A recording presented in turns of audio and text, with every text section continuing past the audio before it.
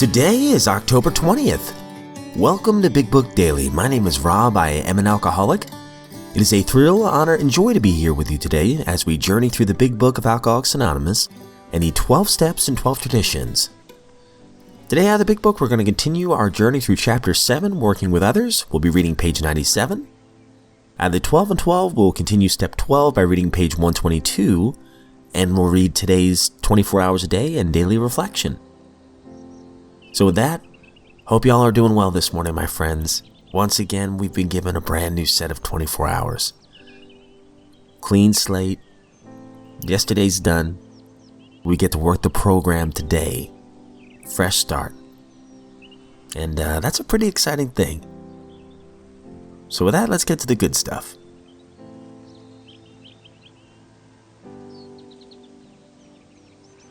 Alright, my friends, so if you recall from the last couple of days reading, we have been given some practical advice in how to work with others, in the sense that, hey, maybe we should not necessarily be preaching to anybody, but be there for them. Offer the spiritual toolkit that is the program in our experience, strength, and hope. And one of the last things we read yesterday is, perhaps you'll want to take this person into your home for a few days, but be sure you use discretion. And be certain that he will be welcomed by your family, that he's not trying to impose upon you for money, connections, or shelter. Permit that and you will only harm him. You'll be making it possible for him to be insincere. You may be aiding in his destruction rather than his recovery. So we're going to build on this idea on page 97. Never avoid these responsibilities, but be sure that you're doing the right thing if you assume them. Helping others is the foundation stone of your recovery. A kindly act once in a while isn't enough.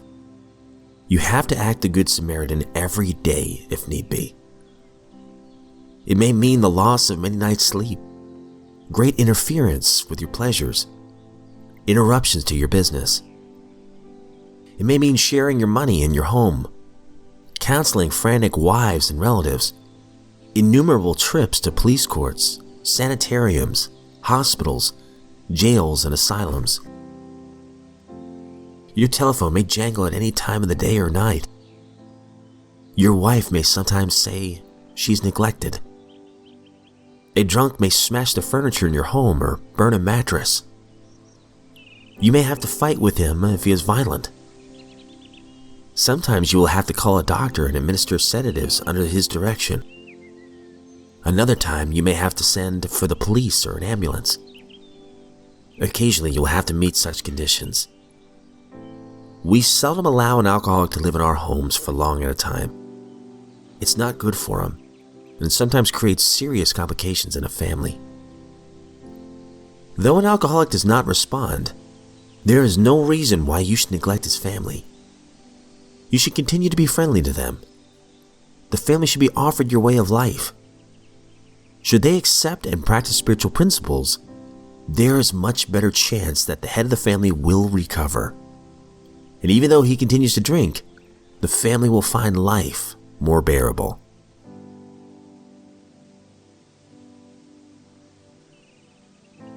Out of the 12 and 12 run, Step 12. Having had a spiritual awakening as the result of these steps, we try to carry this message to alcoholics and to practice these principles in all our affairs.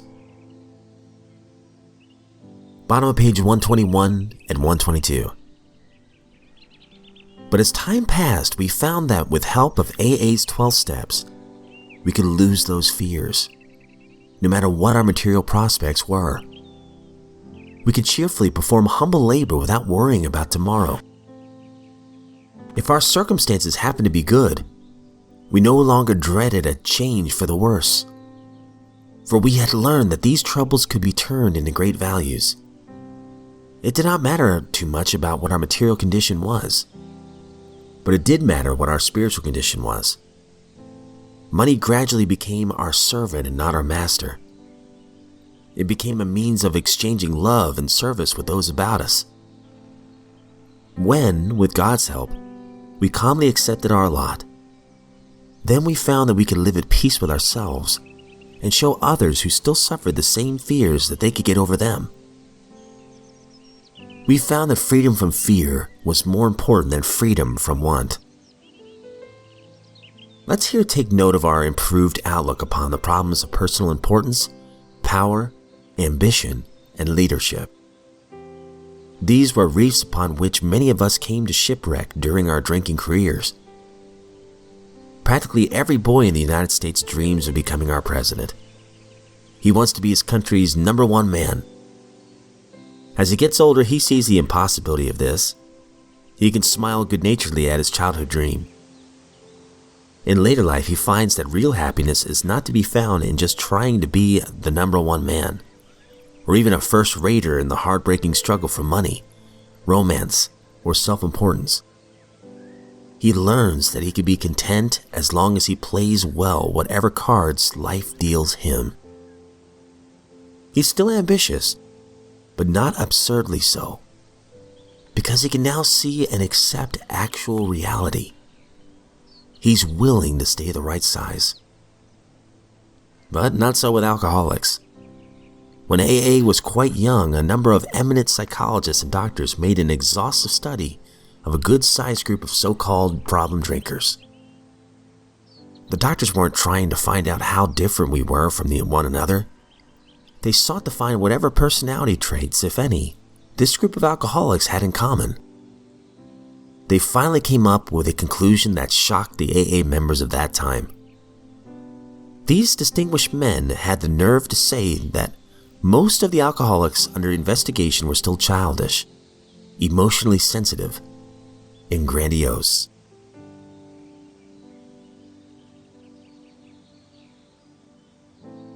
"24 hours a day, October 20th. AA Thought for the Day. For the past few weeks, we've been asking ourselves some searching questions. We've not been able to answer them all as we would like. But on the right answers to these questions will depend the usefulness and effectiveness of our lives, and to some extent, the usefulness and effectiveness of the whole AA movement. It all boils down to this. I owe a deep debt to AA and to the grace of God. Am I going to do all I can to repay that debt? Let us search our souls, make our decisions, and act accordingly. Any real success that we have in life will depend on that. Now is the time to put our conclusions into effect. What am I going to do about it? Meditation for the day. Our Lord and our God, be it done unto us according to thy will. Simple acceptance of God's will in whatever happens is the key to abundant living. We must continue to pray, not my will, but thy will be done. It may not turn out the way you want it to, but it will be the best way in the long run, because it is God's way. If you decide to accept whatever happens as God's will for yourself, whatever it may be, your burdens will be lighter. Try to see in all things some fulfillment of the divine intent. Prayer for the day. I pray that I may see the working out of God's will in my life. I pray that I may be content with whatever He wills for me.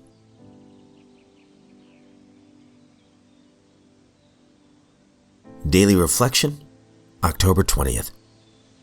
Solace for confusion. Obviously, the dilemma of the wanderer from faith is that of profound confusion. He thinks himself lost to the comfort of any conviction at all.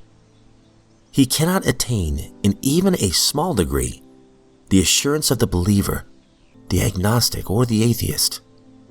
He is the bewildered one. 12 Steps and 12 Traditions, page 28. The concept of God was one that I struggled with during my early years of sobriety. The images that came to me, conjured from my past, were heavy with fear, rejection, and condemnation. Then I heard my friend Ed's image of a higher power. As a boy, he'd been allowed a litter of puppies, provided that he assumed responsibility for their care. Each morning, he would find the unavoidable byproducts of the puppies on the kitchen floor. Despite frustration, Ed said that he couldn't get angry because that's the nature of puppies. Ed felt that God viewed our defects and shortcomings with a similar understanding and warmth. I've often found solace from my personal confusion in Ed's calming concept of God.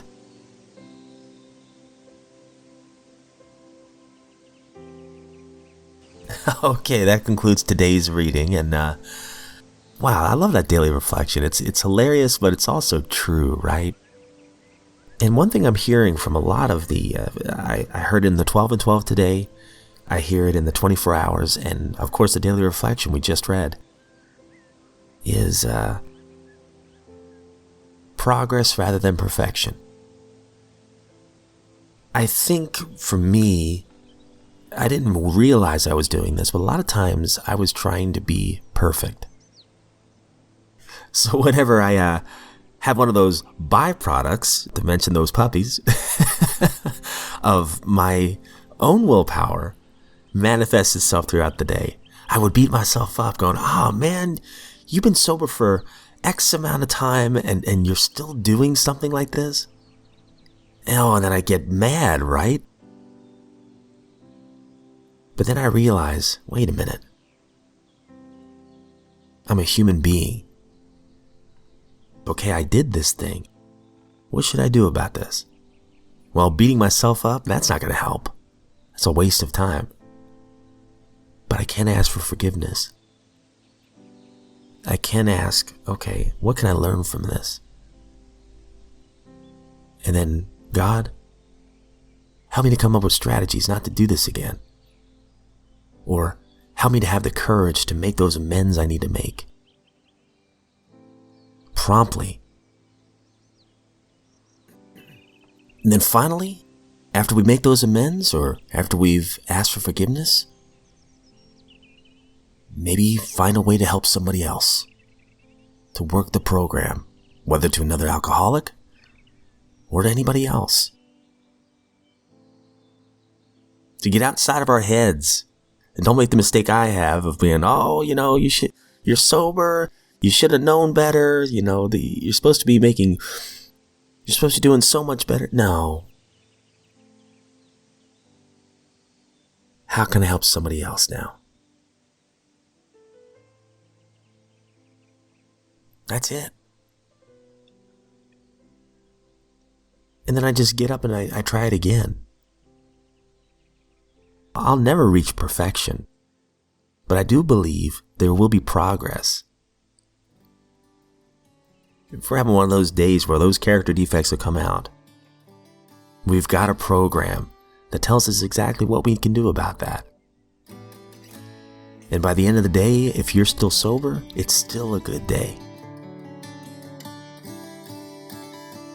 We're human, we'll never be perfect, but we can certainly grow. So with that, my friends, that's all we have time for today. I don't speak on behalf of AA or NA or Al-Anon in any other sect or denomination. I am just a friend in this lifeboat of recovery, and I am grateful that you're here with me as we read through these books. For giving another set of 24 hours, I sincerely look forward to seeing you right back here tomorrow.